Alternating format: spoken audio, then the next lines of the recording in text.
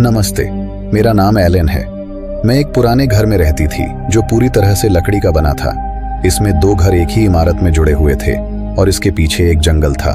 वहां रहते हुए कई डरावनी चीजें हुई और मैं आपको उनमें से कुछ बताऊंगी। पहली कहानी उस दूसरे घर के बारे में है जो हमारे घर से जुड़ा हुआ था।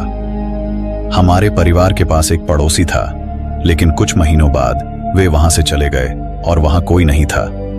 इसके बाद हमें रात के समय बच्चे की रोने की आवाज सुनाई देने लगी, और केवल बच्चे की रोने की आवाज नहीं, बल्कि एक बड़ी महिला की भी आवाज आती थी जो रो रही थी और हंस रही थी। हमने चारों ओर देखा, लेकिन किसी महिला या बच्चे के कोई संकेत नहीं मिले। तीसरी कहानी मेरी माँ के बारे में है। मेरी माँ केक बेक करना जानती हैं, इसलिए कभी कभी लोग उनसे केक ऑर्डर करते हैं। वह आमतौर पर रात को केक बेक करती थीं, क्योंकि दिन के समय वह अपने काम में व्यस्त रहती थीं। उन्होंने मुझे बताया कि हर रात जब वह केक बेक करती थी तो उन्हें छत पर किसी के दौड़ने की आवाज सुनाई देती थी।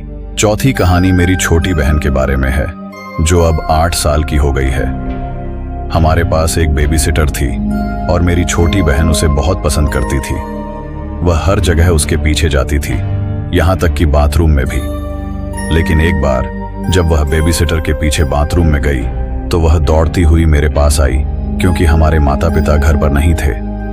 हमने उससे पूछा कि वह क्यों रो रही थी, और उसने कहा कि बेबी सिटर का चेहरा डरावना था। मेरी छोटी बहन की बात सुनकर हम सभी अपने माता पिता के कमरे में चले गए और उसे भी ले गए।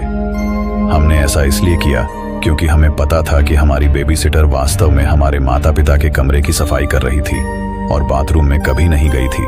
बहुत सारी अन्य डरावनी बातें हुई हैं, लेकिन उन्हें याद रखना मुश्किल है। हम उस घर से बाहर जा चुके हैं, लेकिन मुझे अभी भी यह सोचकर हैरानी होती है कि क्या ये सभी घटनाएं आपस में जुड़ी हुई थीं?